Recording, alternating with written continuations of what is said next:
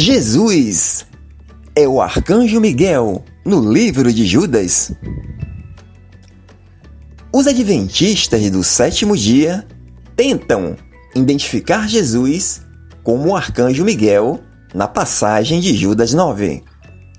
Leiamos.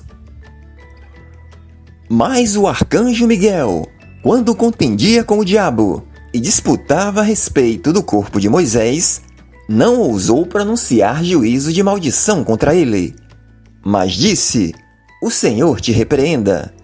Judas 9. Vejamos o que diz Ellen White, a profetisa do Adventismo, fazendo referência a esse texto. Moisés passou pela morte, mas Cristo desceu e lhe deu vida antes que seu corpo visse a corrupção. Satanás procurou reter o corpo, prendendo-o como seu. Mas Miguel ressuscitou Moisés e levou-o ao céu. Satanás maldisse amargamente a Deus, acusando-o de injusto por permitir que sua presa lhe fosse tirada. Cristo, porém, não repreendeu a seu adversário, embora fosse por sua tentação que o servo de Deus houvesse caído. Mansamente remeteu-o a seu pai, dizendo: O Senhor te repreenda. Livro Primeiros Escritos, página 164. Segundo essas declarações, Ellen White usa Judas 9 para ensinar três coisas: que o arcanjo Miguel é Jesus, que ele teria ressuscitado Moisés e que não teve autoridade para repreender Satanás, recorrendo ao Pai. Não vamos nos ater na suposta ressurreição de Moisés, que não é bíblica. Mas se Jesus e o arcanjo Miguel são a mesma pessoa. Bem, o livro de Judas possui apenas um capítulo com 25 versículos. Em toda a carta, Judas cita o nome Jesus Cristo por 6 vezes, nos versos 1, 4, 17, 21 e 25. Analisando o contexto da carta de Judas, caso Jesus e o arcanjo Miguel fossem a mesma pessoa, seria uma incoerência Judas começar o capítulo, versos 1 e 4, citando o nome Jesus Cristo, depois no verso 9, mudar para o arcanjo Miguel e depois nos versos 17, 21 e 25, mudar de novo para Jesus.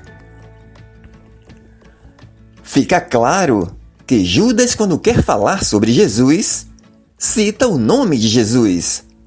Quando quer falar de Miguel, cita o nome do arcanjo Miguel.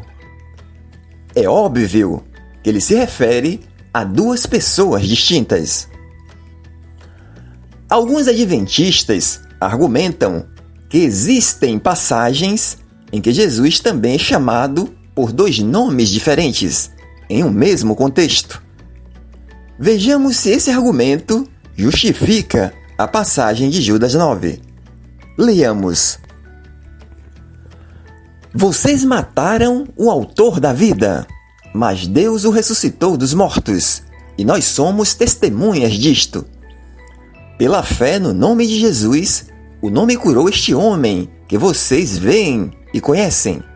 A fé que vem por meio dele lhe deu esta saúde perfeita, como todos podem ver.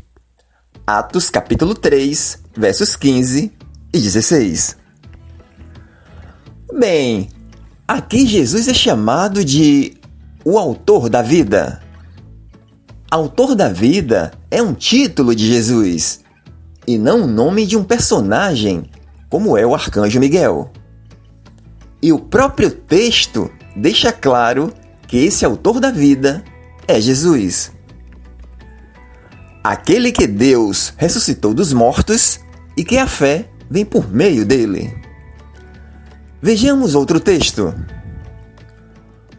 Mas Estevão, cheio do Espírito Santo, fitou os olhos no céu e viu a glória de Deus e Jesus, que estava à direita de Deus. Então disse: Eis que vejo os céus abertos e o Filho do Homem em pé à direita de Deus. Atos capítulo 7, versos 55 e 56. Aqui Jesus é chamado de Filho do Homem. Bem, essa expressão Filho do Homem encontramos várias vezes na Bíblia se referindo a Jesus. Vejamos um exemplo. É o Senhor mesmo quem está dizendo isso. Mas eu lhes digo que, desde agora, vocês verão o Filho do Homem sentado à direita do Todo-Poderoso e vindo sobre as nuvens do céu. Mateus capítulo 26, versos 64. Quem é que se assentou à direita de Deus? Jesus. Filho do Homem é um título de Jesus, tal como Cordeiro Santo, Leão da tribo de Judá. Mas em nenhum lugar nas Escrituras encontraremos Jesus sendo chamado de o Arcanjo Miguel. Usar essas passagens para dizer que em Judas 9 Jesus é chamado por dois nomes diferentes não tem cabimento. Bem, no próprio verso 9 de Judas, demonstra que Miguel não pode ser Jesus. Analisemos 3 pontos. Primeiro ponto. Ali fala de uma disputa pelo corpo de Moisés. Jesus disputaria alguma coisa com o diabo? O diabo teria condições de disputar algo com Jesus? Sendo Jesus onipotente, o Todo-Poderoso? Vejamos como os demônios viam Jesus. O que eles pensavam sobre Jesus? Será que eles tinham a ideia de disputar alguma coisa com Jesus? Leiamos. E apareceu na sinagoga um homem possuído de um espírito de demônio imundo, o qual gritou em alta voz: Ah! O que você quer conosco, Jesus Nazareno? Você veio para nos destruir? Sei muito bem quem você é, o Santo de Deus. Mas Jesus o repreendeu, dizendo: Cale-se e saia desse homem. O demônio, depois de o ter jogado no chão, no meio de todos, saiu daquele homem sem lhe fazer mal. Todos ficaram admirados e comentavam entre si: Que palavra é esta? Pois, com autoridade e poder, ele ordena os espíritos imundos, e eles saem.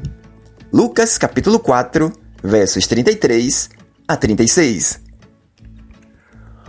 O nome de Jesus está acima de todo nome, e todo joelho tem que se dobrar diante dele. Vejamos. Por isso Deus também o exaltou sobremaneira, e lhe deu o nome que está acima de todo nome, para que ao nome de Jesus se dobre todo joelho, nos céus, na terra e debaixo da terra, e toda língua confesse que Jesus Cristo é Senhor, para a glória de Deus Pai. Filipenses capítulo 2, versos 9 a 11. Ou seja, se o arcanjo Miguel fosse Jesus, não poderia haver ali uma disputa. O diabo tinha que se dobrar. Segundo ponto. O verso diz que ele não ousou pronunciar juízo de maldição contra ele. Se Miguel é Jesus, Jesus teve medo do diabo? Porque ser ousado é ter coragem. Não ousou é não ter coragem. Será que alguém que faz parte da Trindade, que é onipotente, que é Deus, que criou todas as coisas, inclusive o próprio exército celestial, teve medo a ponto de não usar uma palavra de maldição contra o diabo? E o terceiro ponto, o arcanjo Miguel disse: "O Senhor te repreenda." A própria frase demonstra que, pelo princípio da autoridade espiritual, que o autor dessa frase não pode ser Jesus. Ellen White diz que Jesus recorre ao Pai. Mas aonde está escrito que se expulsa demônios em nome do Pai? Por que Jesus iria recorrer ao Pai se ele tem todo o poder e autoridade para isso? A Bíblia mostra que Jesus, sempre que esteve cara a cara com o diabo, na condição humana, sempre o repreendeu. Vejamos um exemplo.